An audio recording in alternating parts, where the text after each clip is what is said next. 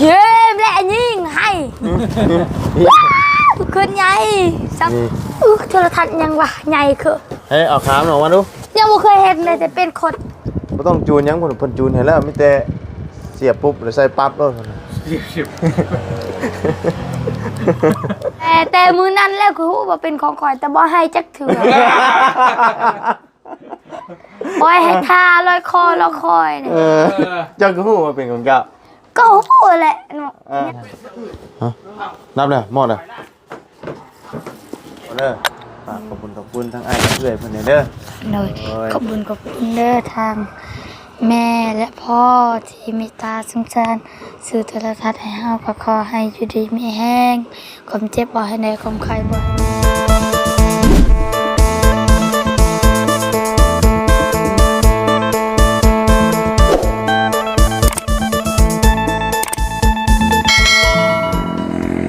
เอาพี่น้องเลยหวนกลับมาเนาะหลังจากที่เมื่อวานนี่ก็ได้เอากระเป๋าให้พี่น้องเลยเนาะเพื่อนว่าบาบุญมามียังหรอกเพื่อนว่ามีของใหญ่เพื่อนนอกจากเสื้อผ้าเนาะเพื่อนคิดว่าเป็นโทรทัศน์ในเมื่อวานนี่เอาสรุปแล้วกะโทรทัศน์นี่ก็เป็นของน้องไส้เนี่ยพี่น้องเลยเนาะ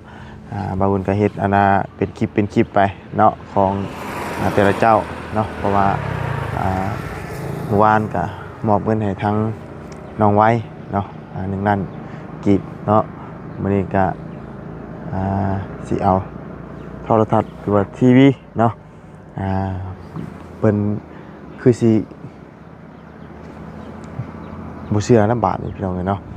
เมื่อวานนี่เป็นวันสี่นี่เด้ว่าบุญน้ำโบเมนว่ะเนาะเอามื้อนี้เดี๋ยวอันนี้เพิ่นอีกเทื่อนึงพี่น้องเลยเนาะเอาก่อนอื่นก็กราบสบายดีและสวัสดีเพื่อนพี่น้องกันเบิดสุขคนเนาะสำหรับทีวีเครื่องนี้ก็เป็นเงินทางไอ้กับเอื้อยเนาะไอโปกับเอื้อยมอมเนาะอยู่ทางสหรัฐอเมริกาเนาะได้ฝากเงินมาที่บ่าวบุญซื้อโทรทัศน์เป็น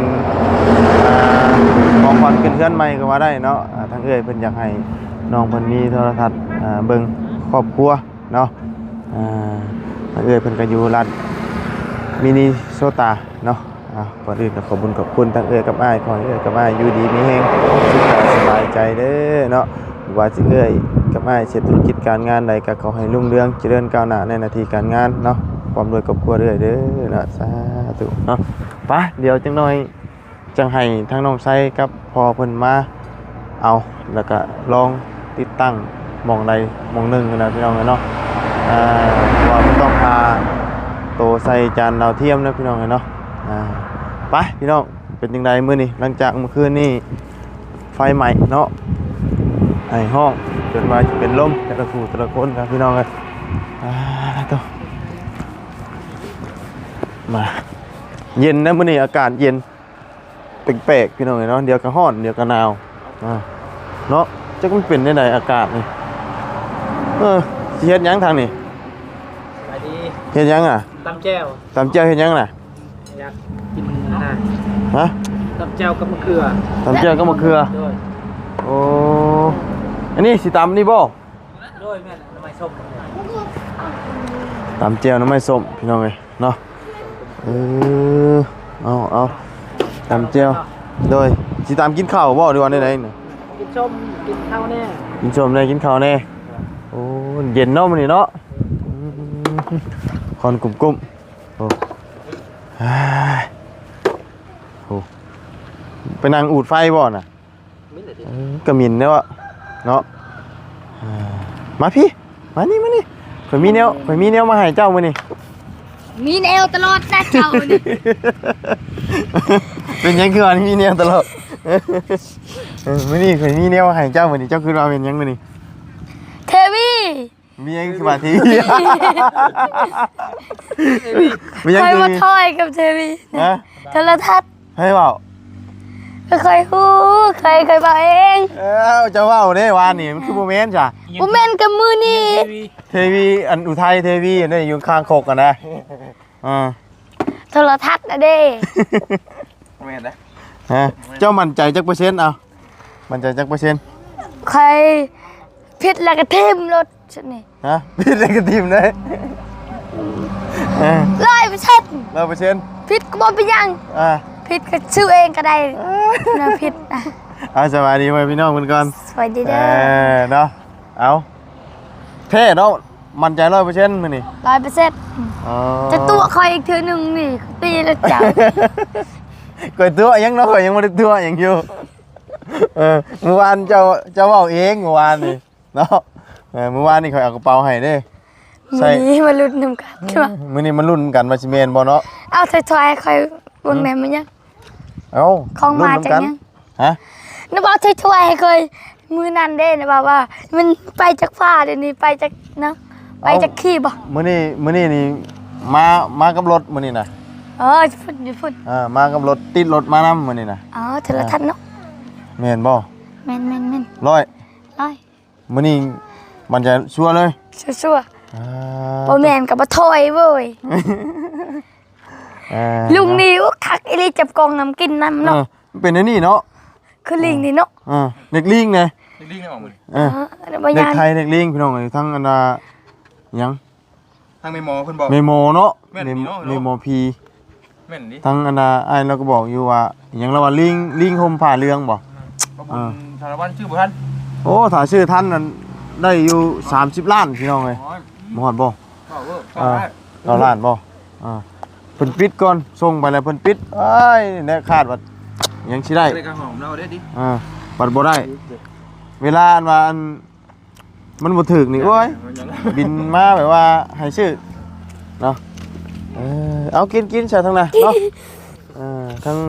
พ่อเจ้าก็ไปเฮ็ด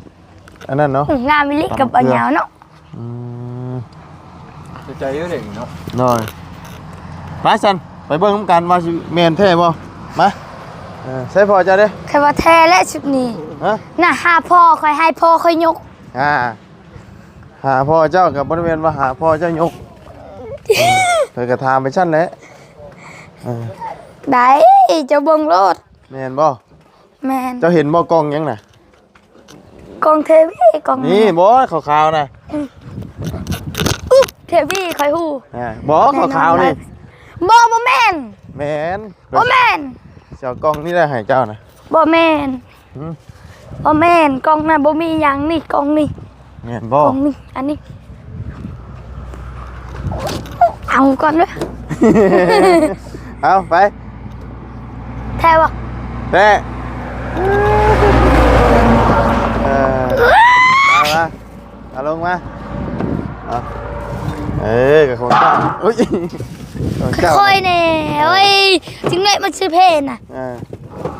มาเอาลงมา เป็นปีน่ะค่อยถวายนี่บ่เห็นสิได้จักเทื่อ บ่ อันนี้ได้น้ำหมูพี่น้อง เอาลงมาก่อนเนาะให้เบิ่งทางไหนทางไหนมันนี่จับคนข้าง โอ้สีเลยเนาะ นี่เนาะตุ๊40เท่าไหร่อ่ะเบิ่งรู้เบิ่งเป็นบ่ 43 43เพิ่นเอิ้น40อีหยังจักอยู่บ่ 43เนี่ย 43นิ้วเพิ่นเอิ้นน่ะนี่คือ1 2 3 4 5 6 7เป็นทั้งหมด43นิ้ว7ซื่อ ก็บ่จักกันแล้วก็ได้จักเพิ่นเอา43นิ้วแบบใด นี่คือผมเป็นนิ้ว นี่มันเป็นคืบนิ้วนี่มันต้องเป็นในนี้เนาะ1นี่ลองเรียงมาดูคือสิแม่นแบบนี้สิเนาะเพิ่นเอิ้นนิ้วนี่ นิ้วนี่ครับ 3 มี 4 เส้น 5 แม่นบ่ 7 8 9 10 12 13 13 โดยเอาเอิ้นพอจะมาพี่ก่อน บัว บัวนี่คือพ่อบ่ โดย บัวบ่ บัว บัว บัว บัว บรูส บัวเนาะ บัว บัว บัว บัว บัวบัว บัว แม่นถึงเลย เอา เอาอันนี้ เอาถือเอาอันนี้เนาะ คอยอยากยกอันนี้ เอาไปซะถือเอาจานเนาะขึ้นไปลองเลยพี่น้องเอ้ยเนาะโทรศัพท์ 43 นิ้ว โทรทัศน์บ่แม่นโทรศัพท์ มาทีวีได้จานเราเทียม ใช่เทวีขึ้นเทิงเลยเนาะ เทวีเทใจ เสียบโอ้แตกหรือบ่นี่นะยังเหยียบนะ รถแท็กเตอร์ แท็กเตอร์เหยียบแตกเลย มันหนักหมด เอาตัววันตัวยังจับผู้เดียวอะมา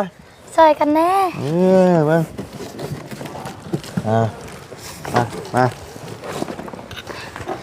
เอ้าใหญ่บ่โทรทัศน์ โอ้ นี่ ขึ้นมาเบิ้งนี่มาฮึบ ข่อยเว้าแล้วข่อยมั่นใจกว่า100%เมื่อวานนี่ยังบ่แม่เทื่อเมื่อวานนี่เพราะว่ายังข่อยฮู้ต้องเป็นของข่อยแน่นอนข่อยเฮือนแล้วเด้อ แกะก่อน แกดูอันน่ะต่อปลั๊กออกมาเด้อมาลองมึงมีปลั๊กเสียบอ่ะเอาออกมาเนาะ อุ้ยหนาวอีหลีคงสิตาย แกะเด้อสีก็สีก่อนเดี๋ยวเขาจังลองมันก่อนแล้วจังหา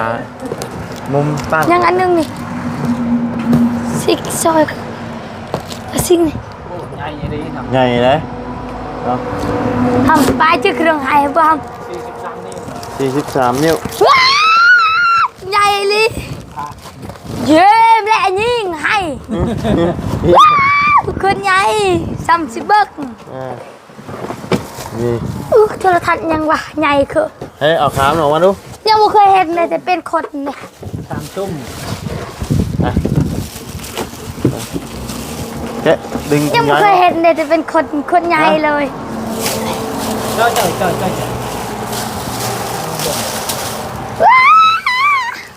นี่พี่น้องเลยเนาะโอ้ใหญ่ดีเลย43 นิ้ว มันเคยเปิดเบื้องในอยู่ปะ จังหวะนี้เรามาเปิดน้ำกันนี่เด้ ยันมันเปิดลงมาได้ ใส่กล่องมันนี่เลย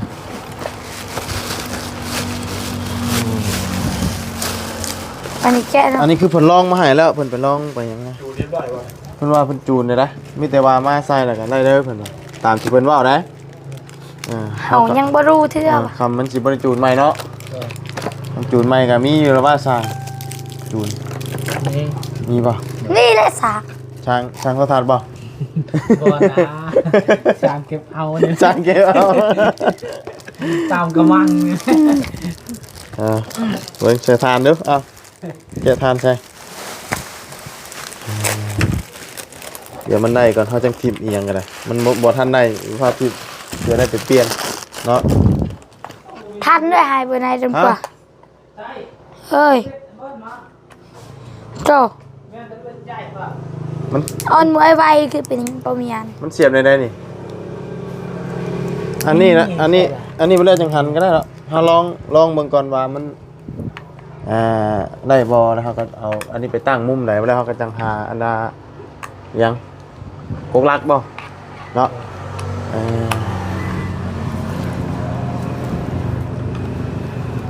คนบ่เคยตั้งได้จ้ะ ฮะ มาตั้งตอนปีเสาไปพุ่นคือกันบ่หรือว่าไปพุ่น จังว่าเฮากับบ่ฮู้คือกัน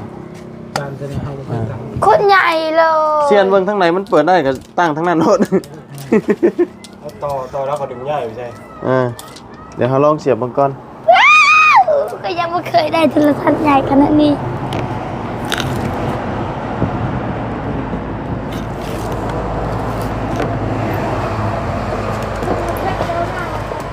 เฮ้ยหมกเพชรเอาหมดแล้วหมกเพชรเฮาบอกก็บ่ได้มาแล้วแต่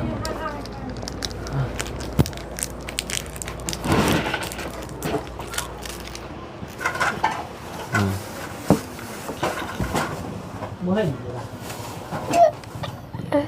พี่น้อง ไหนใช่แล้วว่าทานใช่แล้วว่าใช่แล้วบ่ ใช่เลยอันนี้ใครใส่อันนี้เอาไว้ ใช่แล้วเนาะอันนี้รีโมททีวี รีโมทอันนี้เขากดมองนี่ นี่ อันนี้เขาเปิดตึ๊บตึ๊บ ใช่ฟักเสียบตัวนี้ได้ 2.7 บ่นี่อยู่ใช่บ่นี่โอ้นี่ได้เนาะ อันนี้คือกันเลยอันนี้นะอันนี้เขาเอาไว้ก่อน ตัวนั้น นี่ อืม นี่ตัวไหนเป็ดซองอันนี้ไม่ยังนี่ ปักเสียบปักเสียบปักเสียบ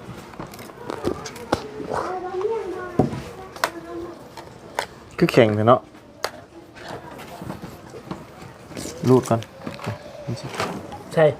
จั่วคอนตีไม่ใช่ ชุกคนไตไปก็อยู่แล้วคนไตเอ็นปกติเกี่ยวไม่เอามาไว้ ตอนนี้ทุกคน เดี๋ยวเอาเนอะ ไว้เอาคนตีอยู่ตลาดนะไว้เอ้ย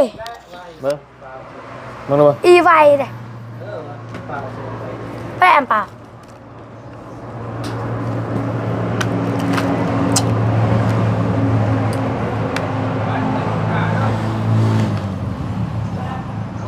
ข้างบนใด เฮ้ยเสียบปังเลยเนาะมาใช้ อันนี้ยังบ่ได้เอาขี้เถอะยังบ่ทัน เปิดบ่เฮ้ยเปิดในใช้เปิดที่หมุดบ่ตัวนี้น่ะ บ่ซุปให้มันเข้าก่อน ชุบให้มันข่าวก่อนมันยังข่าวบ่ ตะเบิ่งขาวเข้าเลยสีแดงนี่หวานอยู่เนี่ย ไม่แล้วนี่มาเบิ่งแน่นี่ เขา มาเบิ่งแน่นี่มันเฮ็ดบ่เป็นนี่มันบ่ติดนี่ เจออยู่อยู่ มาเบิ่งแน่นี่ ได้เลย เปิดทัดก่อนเปิดทัดก่อนนั่นรีโมทนี่นี่เปิดละ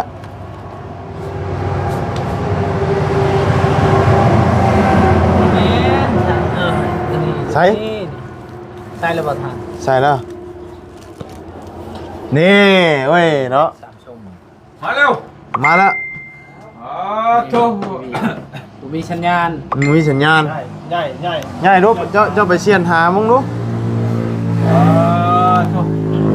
นิ้วเฮ้ยนี่ 43 ดีด้วยพี่น้องเด้อ เบิ่งตาจนปอกจนลอกพุ่นแล้วบัดนี้ เอ้า เอ้า เสียไว้อยู่ห้องคอยคนเดียวบ่อ๋อ เอาไว้นะอันนี้น่ะตั้งเอาเพราะว่าขาอันนี้มันต้องซื้อต่างหากเพิ่นน่ะ ซัมซุงเลยบ่เฮ้ย ซัมซุงเลย เอาเลยตามสบาย มันเฮ็ดทางใดมันสิเบิ่งได้เฮ้ยบัดองค์ต้องเซียนได้ก่อนเนาะ นั่นเปิดเชียน รถก็นะหัวทะเลมัน ฮะ วันที่พวกเราเชียนบนเตียงเรา เคยคบกับผู้หญิงคนหนึงพอได้คิดสิ คือกันเลยคอยกัน มันต้องเชียนหัว พอเขาเอาตัวระบิดก่อนพอเขาเอาตัวระบิด เรามีระบ้าสร้างประจำบ้าน พูดกัน ทางคุณเป็นวันที่ต่างกันเนาะ คือบ้านเฮาก็บ่ควรว่าหยังสินะว่าแต่มันปักเฮาบ่ได้เฮ็ดไปดูสิเรียนเฮ็ดไปดูสิ แม่น แต่เฮ็ดไปได้ไปเลยได้เมียนี่ โอ้บ่ได้นั่นนะ บ่ล่ะมีอยู่บ่ ไม่ แถ รู้ วบ้านมีคน โอ้โหบรรจูนเป็นนะ เกี่ยวเป็นกับโทรทัศน์เด้ แต่ว่าอันทั้งสาวชีเพิ่นว่าบ่ต้องจูนหยังเพิ่นจูนให้แล้วมีแต่เสียบปุ๊บแล้วใส่ปั๊บแล้ว สิบ เสียบแล้วนี่ไปเห็นสิได้ เสียบแล้วก็เปิดนะใส่นี่ลงไปก็ไปหามวนเอาเพิ่นว่าก็ตาม เอาลองหวนจานมึง ตามเพิ่นเว้านี่ก็เนาะ เอาไปเอาใส่ยังนี่ ขาตั้งมัน เบิ้งเอายังบนนี้ได้หาของ ใหญ่หาของมันก่อน ครบเพิ่ม เห็นบ่ บ่ได้นะตัวมันโกงบ่ง่ายปานนั้นหรอกมันมีล็อกมันอยู่ ไปทาง ไป นี้ ชื่อติดมันก็ง่ายพุ่นแหละมันบ่ได้นะผม มันต้องมีล็อกมันอยู่ เนาะ อยู่ๆบ่ได้ก็มันต้องมี มันต้องหาล็อกมันข้างในเนาะมันสิได้ง่ายเนาะ มีตัวกดนั่นนะเฮ้ย ที่ตั้งไว้เนาะ แม่น ว่าไงต้องสร้างที่ตั้ง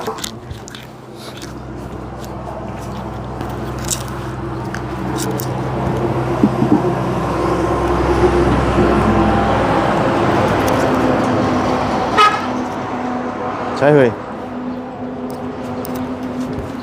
ได้แล้ว เอ้ย ให้เห็นเลยฮะ เดี๋ยวมีโน สิเข้าวงใน ฟังเพลง เพลง ถ โทรทัศน์ ข่าว โทรทัศน์ ทีวีได้เอาตัวทีวี อันนี้นี่ ป้าไปเลยบ่นี่บ่เกี่ยวบ่ โรคประจำมือนี่โรคประจำวัน เกี่ยวบ่ เตรียมบ่เตรียม ขอให้ โอ้ ทำบ่ได้นะ อาวุธ สัญญาณ บ่มีสัญญาณเอาไว้อะไรมามันจะมีนี่ ได้บ่ ไปนี่ไปมองคือเก่าเข้าเพจที่ดีแล้วเนาะ โอเคเอาเข้ามองนี่ฟังเพลงนี่เข้าเฮือนนี่เข้าเฮือนนี่ ขอเคลื่อน ขมังเลยน้ำเบาเอ้ยเขาใส่บ่เป็ดนะ บ่าวก็บ่เป็นคือกันเด้เนาะ เจ้าขมังระเบาขมังกัน บ่แต่ว่ามันต้องได้ให้สร้างมันเฮ็ด ทั้งช่างนะ ทุกครั้งอยู่แล้วอันนี้ บ่ นะ ได้หรอกมันไม่น่ะบ่ได้ เพราะว่าเห็นไปซื้อมาก็มี บ่ได้นะที่ว่าตั้งเลยน่ะบ่ได้ท่านที่เพื่อนข่อยก็ต้องให้ช่างไปเฮ็ดให้ คือสิง่ายแต่บ่ง่าย แม่น บ่ได้หรอกต้องหาก ระตาว่าเก็บกู้ออกจากเพื่อนไปย้ายมาใหม่ยังได้หาสร้างที่ตั้งแล้วองค์เถื่อนนะ แม่น มันบ่คืออันว่าอันโทรทัศน์เฮาจับอันแผงมันหมุนเนาะอ่า ๆก็อาจจะกดเป็นสิพุ่นล่ะยังเป็นไปนั้นทั้งเนี้ย บ่กดก็ได้ สร้าง เนาะ เสียเอาเมืองไหน อันนี้คือมันเป็นตัวนี้พี่ แม่น เพราะว่าเฮายัง มันต้องตั้งให้มันจูนเข้ากันนะ ยูนก่อน เพราะว่าฉีบปุ๊บจบปั๊บโดนบ่ได้มันคือโทรศัพท์มันก็ยังตั้งนั่นนี่อยู่ว่าก ะว่าสิได้บ่จ้ะ จะตั้งไม่ได้บ่ บ่ได้เฮ็ดบ่ได้เป็นทำตั้งไว้สิน่ะได้อยู่ นี่ได้ตั้งเด้อบ่ เออเออ มีแต่70 เออ เคลื่อนไปแล้วว่าบุญเก้เวลาไอ้พวก เออ แกหอคุณหอพี่อยู่ โอ้ตั้งแต่มือมา ผ เนาะ มบอกจะเครือ มันขั้นตอนเด้ แต่มือนั้นแล้วคือฮู้ว่าเป็นของข่อยแต่บ่ให้จักเถื่อบ่ให้ทาลอยคอนี่ เออเจ้าก็ฮู้ว่าเป็นของเจ้า ก็ฮู้แหละเนาะ อ่ายั ยังสิบ่ฮู้ คุณมีคลิปป่ะ บ่แม่นเบิ่งในคลิป อ่า มี FC นามัน ฮะ เฮา ที่ ก็ เขาบอกมา เฮาก็มีมันอย่างไรแนวเนาะเฮามีโทรศัพท์เฮาก็ฮู้แหละ เอ้ยมีสายขนาดนั่นนะบ่เดี๋ยวนี้น่ะโอ้มีเล็งสายในงานโดยตรงเลย อืม เออพอจังว่ามั่นใจ100%น้องนี่อันนี้นี่มันโตระบบมันเพิ่นตั้งค่าตั้งหยังพอดีเดี๋ยวนี้เนาะ เมนมันตั้งค่านั่นนี่แบบภาพเสียงยังชื่อแต่ว่า เออ เดี๋ยว เว เห็น ลา มันเบิ่งได้ เขาจูนสัญญาณไม่ได้ครับตั้งไว้ที่เรา เออ ก็เฮาบ่มีอย่างนั้น ฮะ มีแต่อันนั้นบ่ถ่าบางพงมีบ่คนในบ้านเห็นนี่เขาที่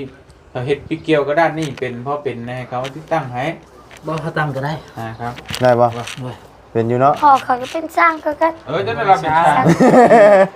เราตั้งเป็นอะไรก็ได้ต้องคนเฮ็ดเป็นนะ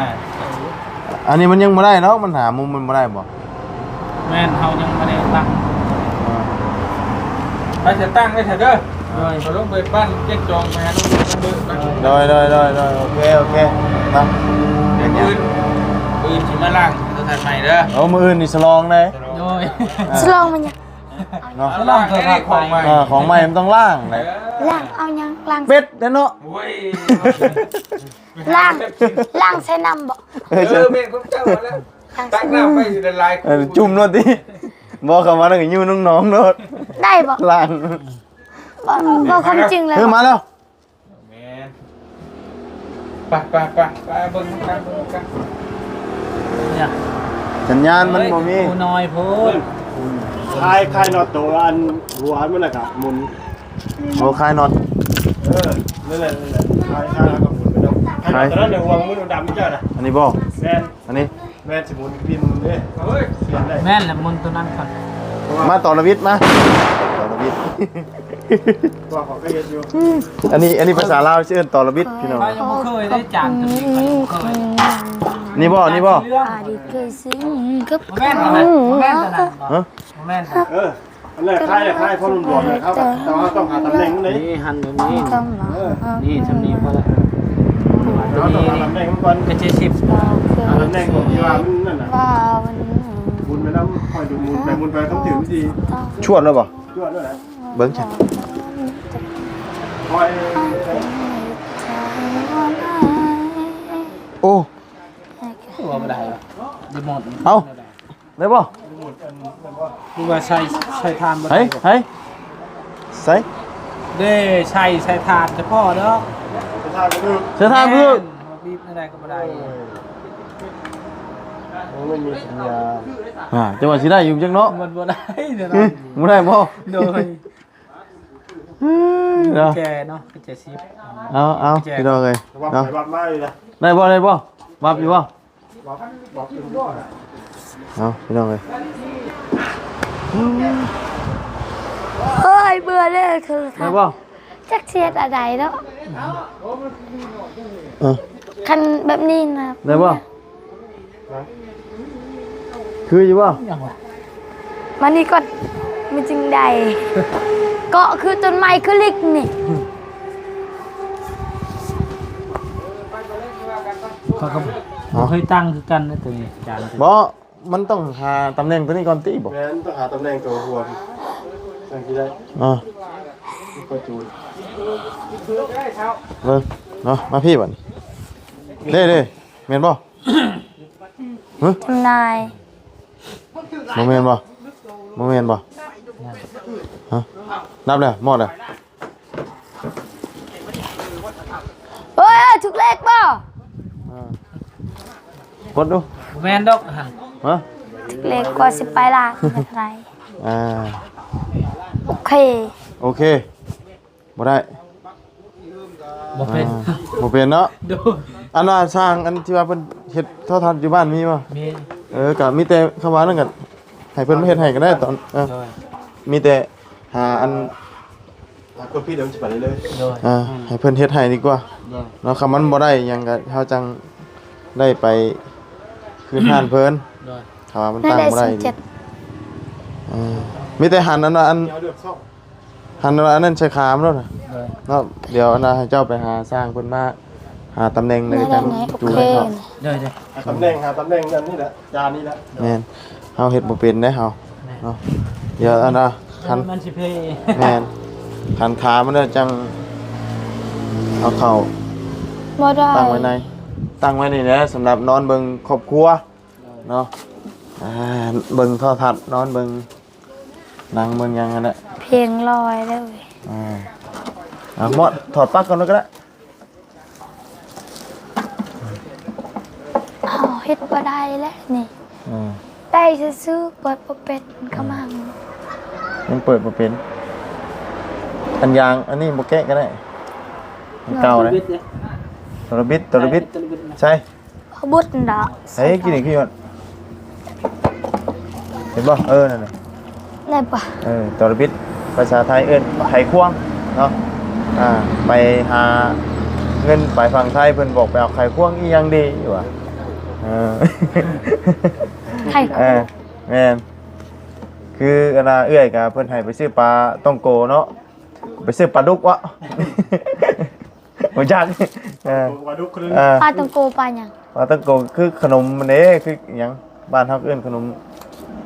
ไข่อึ้งบ่หยังเนี่ย เล่นเรียก ปลาต้องโกเนาะไปฮอดตลาดกันคิดแล้วบัดเป็นได้ดีวะ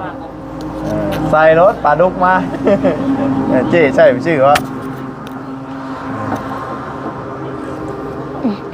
นี่ดีเนาะ ใช้เบิ่งดูถึงแล้วหันออกเนาะมันเขามันมีล็อกมันอยู่ที่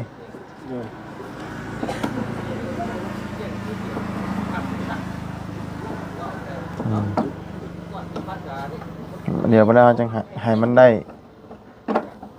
มุมมันแล้วก็ตั้งอยู่ในเนาะเป็นเฮ็ดให้เราก็เฮ็ดบ่เป็นในเรื่องโทรทัศน์ยังแนวเนาะเนาะ ถ่ายเฮ็ดแบบเวลาบ่ถึงรีบเฮ็ดได้อยู่เฮ็ดได้อยู่แต่เรียนแต่ว่าเวลาสั้นๆที่มันอย่างงง โดย แล้วมี เฮาเฮ็ดเรียนได้อยู่ มานั่งกันนี้ลูกมานั่งใช่ไหมนั่ง ว่าเคยนั่นอยู่คือแต่ว่าเฮาเฮ็ดแบบ แล้วเฮายืมอันนั้นไปเจเพิ่น เข้ามานี่ไป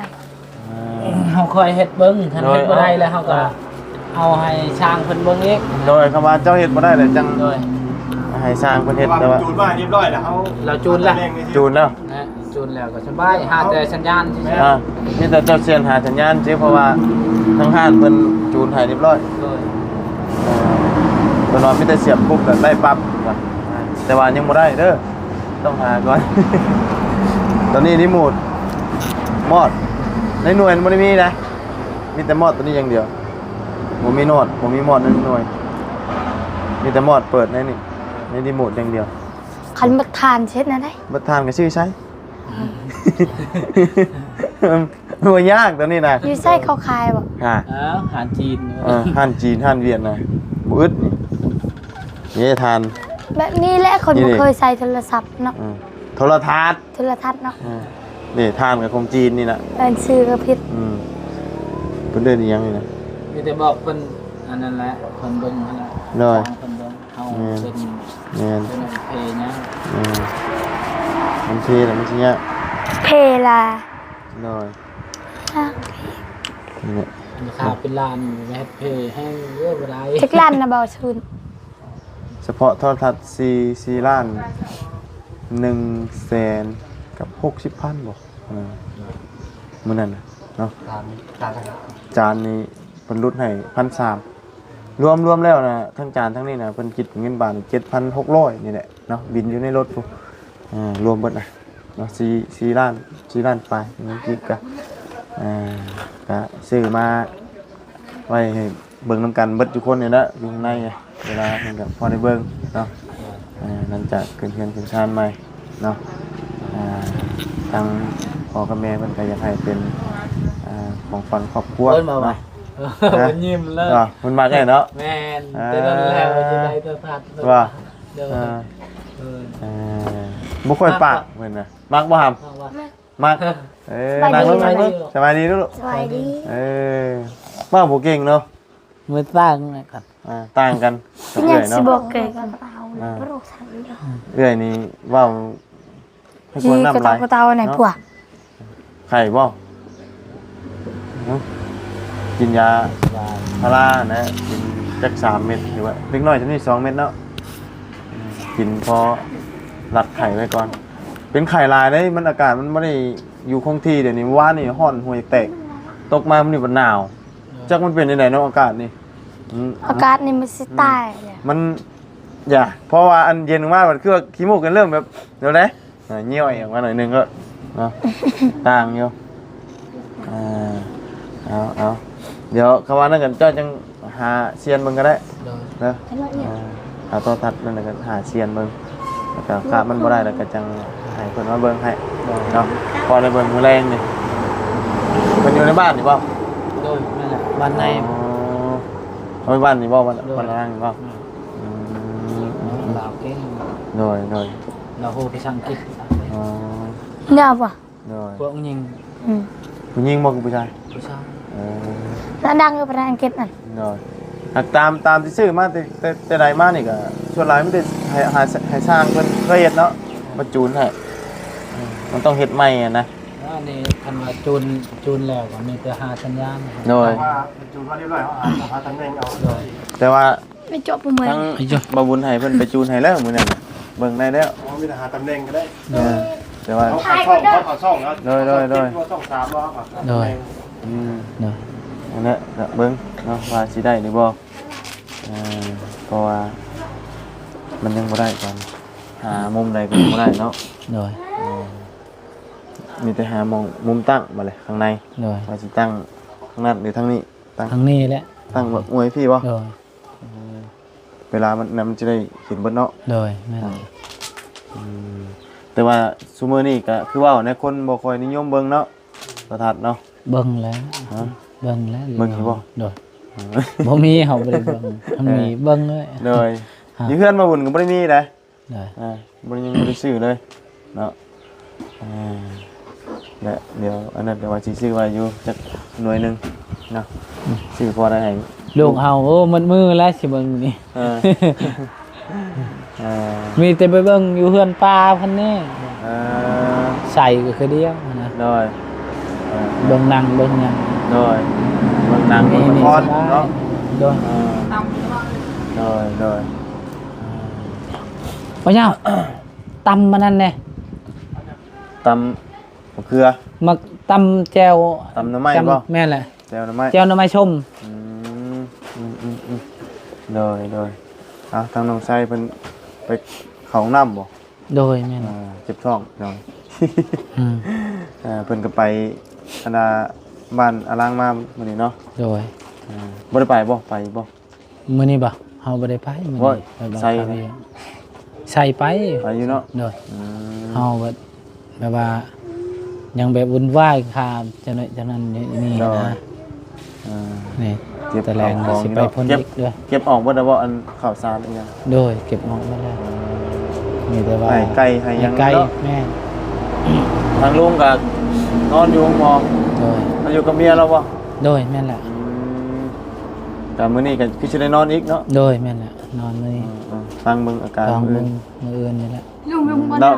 บ่ แล้วใครแน่ล่ะบ่ มีภาพนั่งอยู่วะ โดยใครๆนี่แหละ ขากับเด็กแล่น โดย แต่ ตั้งไว้เลย เอ้าบ่เป็นหยังนี่เจ้าหาสร้างประเทศให้เด้อ โดย เอา แล้วว่าก็สิคล้ายๆแน่แบบว่าออกแล้วแต่ห้องฉุกเฉินนะไปอยู่ห้องตัวนั้น โดย เมื่อวานนี้อยู่ห้องฉุกเฉิน เราเป็นในวานนี่ตอนที่ว่าไปที่ว่า วันนี้บ่ บ่อ่ะ แม่นแบบว่าแห้งแบบหายใจพืชอะไร แต่มันเน่นสิบ่ โดย เอาจ้ะ แล้วก็เลยแบบว่า ไปฮอดพุ่นพอดีเพิ่นใส่ออกซิเลย แบบว่าเฮาบ่ได้เอาเอกสารนะเพิ่นมาท่านก็ ตอนแล้วๆจำได้วานนี่มัน ยังบอกเพิ่นแล้วก็เพิ่นใช้ออกซิแล้วก็มีแต่ว่าเฮาแลนตำลังเอกสารมันยัง โดย ตรวจมันยัง เพราะว่าทางนี้โทรไปกันเฝ้ามาเลย โดยพอดี เห็นแล้ว พอ เนาะ ดีทางนี้โทรมาว่าอันนั้นเฮือนภายใหม่แล้วเฮาก็เมื่อแล้วก็บอกเพิ่นแล้วว่ามีหยังก็อันนั้นเด้อโทรหาค่อยเด้อ โดย เงินค่อยสิจ่ายตามหลังว่าเขาว่า โดย มื้ออื่นค่อยสิไปจ่ายว่าเท่าใด โดยเบิดเท่าไหร่ได้จากค่าจ่ายค่ายาค่าหยังแล้วบ่ ยังบ่ได้ฮู้จังได๋นี่เฮาไป เพิ่นสิถามท่านหมอเพิ่น โดย ว่าเท่าใด เดี๋ยวจะไปถามเพิ่น โดย เนาะจ้ะมีแต่สำหรับโทรทัศน์เครื่องนี้เนาะก็เป็นทางอ้ายเนาะสำหรับบ่บุญเอิ้นก็อ้ายกับเอื้อยเนาะทางน้องชายกับ พ่อกับแม่ก็ได้เนาะทางปอโป้เนาะกับแม่มอมเนาะอยู่เพิ่นแหละอเมริกาเนาะทางเอื้อยเพิ่นก็เป็นคนเซฟโฟนเนาะคนเซฟโฟนเลยเนาะแล้วฝากเงินมาให้บ่บุญซื้อโทรทัศน์ให้ทางครอบครัวน้องชายเด้อเนาะให้เป็นของขวัญขึ้นเงินจานใหม่เบิ่งให้ครอบในครัวเนาะเอาเนาะก็มีแต่สุดท้ายนี่ให้ทางอีหละกับพ่อเด้อฝากขอบคุณทั้งอ้ายกับเอื้อยเพิ่นเด้อ โดยขอบคุณเด้อทางแม่และพ่อที่เมตตาสงสารสื่อโทรทัศน์ให้เฮาก็ขอให้อยู่ดีมีแห้งความเจ็บบ่ให้ได้ความไข้บ่ให้มีขอให้ร่ำรวยแม่จะเฮ็ดธุรกิจการงานใดๆก็ขอให้ประสบความสำเร็จในหน้าที่การงานและการเงินเด้ออันที่สำคัญก็ขอให้อยู่ดีมีแห้งอย่าเจ็บอย่าจนลำรวยแม่จะเฮ็ดธุรกิจการงานได้นั่นรับก็ขอให้ได้เงินหมื่นนั่นตื่นก็ขอให้ได้เงินแสนเด้อเงินที่นั่นพ่อและแม่ฝากมาให้ซื้อบาบุญซื้อโทรทัศน์ก็ขอให้กลับคืนให้ทับพันทับเด้อสาธุ เนาะ ขอบคุณทางประตูทางบาบุญนำเด้อ โดย เราเสื้อคนก็คิดแล้ว ขอบคุณเด้อทางอายใหญ่ใจดีแม่หยังก็ ทั้ง ทั้ง ไอโป้กับ ไอโปอันนั้นทางไอโปแล้วก็เอ่ยม่อม ไอ้ม่อม เอ่ยม่อม โดย ขอให้อยู่ดีมีแห้งความเจ็บอย่าใดความไข้อย่ามีปรารถนาสิ่งใดขอให้ได้สิ่งนั้น เงินที่อายกับเอ้ยฝากมาให้ซื้อโทรทัศน์เป็นของขวัญขึ้นเฮือนชานก็ขอให้กลับคืนห้อยเท่าพันเท่าเด้อเอ้ยเด้อขอให้อยู่ดีมีแห้งสุขภาพเข้มแข็งสุขกายสบายใจเด้อเงินที่เอ้ยมอบให้ขอให้กลับคืนห้อยเท่าพันเท่าแล้วก็ขอบใจ FC หมดทุกคนที่เป็นกำลังใจให้แล้วก็ทางบ่าวบุญแล้วก็ขอให้ขอบใจละลายขอสิ่งที่บดีก็ให้ ไปทางอื่นมาเด้อขอให้สุขภาพแข็งแรงทั้งครอบครัวทั้งบ่าวบุญแล้วก็ทั้ง FC แล้วก็ทั้งลุงหนวดพร้อมเด้อสาธุเด้อขอบใจหลายๆ มีแต่เก็บไว้ก่อนบ่หรือว่าสิลองหาอันนั้นก่อนเซียนเบิ่งก่อนบ่เข้ามามันบ่ได้จังไดก็จังหาสร้างเพิ่นมาจูนให้พอได้ให้บักหลาเบิ่งตอนแรงเนาะมักได้พี่น้องเบิ่งโทรทัศน์บ่ได้เข้าห้องเรียนนี่ก็ตะกี้ก็ย้อนโทรทัศน์นี่แหละมา บ่สบาย ฮะ ใบต้อยเนี่ยกี่กัน มันติดเด้เนาะเรือนเฮาบ่ได้มีโทรทัศน์นี่ไปหาเบิ่งเรือนคนอื่นเพิ่นก็มอดไฟไว้ ใส่กันมาไปเบิ่งพี่เพื่อนเขาดำ โทรทัศน์ขาวดำบัดนี้ลมพัดเพลงมันก็ไปเลย ลายสวดอยู่กับไปนั่งเฝ้าเบิ่งอยู่พี่น้องเลยเนาะโอ้ยได้เบิ่งโทรทัศน์นี่เพื่อนไผมีโทรทัศน์นั้นรวยเลยตะกี้น่ะอีดีเด้ถือว่าหั่งเด้พี่น้องเอ้ยเนาะเพื่อนมีโทรทัศน์นี่เพิ่นก็ขี้ที่เบิ่งพร้อมเนาะจนว่าได้ศาสตร์ ก็บ่ให้ น้ำฮ้อนน้ำหยังใส่เพิ่นได้สมัยตะกี้น่ะเพิ่นขี้ที่เบิ่งเด้เบิ่งซิวก็บ่ได้ ป้าสามิเตมาบุญกะสินำลาไปเพียงสำนี้ก่อนจ้ะพี่น้องเนาะมิเตขอบบุญขอบคุณทั้งอ้ายกับเอื้อยเด้อเนาะขอให้อ้ายกับเอื้อยอยู่ดีมีแรงสุขกายสบายใจเด้อบ่ว่าสิเฮ็ดธุรกิจการงานใดก็ขอให้อ้ายกับเอื้อยรุ่งเรืองเจริญก้าวหน้าในหน้าที่การงานเนาะสิ่งสำคัญก็คือขอให้สุขภาพร่างกายแข็งแรงอยู่เย็นเป็นสุขพร้อมด้วยครอบครัวเอื้อยเด้อเนาะสาธุเนาะป้ามิเตมาบุญนำลาก่อนพบเจอกันใหม่ขอบคุณขอบคุณพ่อแม่พี่น้องหนู FC เด้อที่เข้ามาติดตามรับชมคอยให้กำลังใจโดยตลอดมาเนาะไปพี่น้องไปแล้วสบายดีไป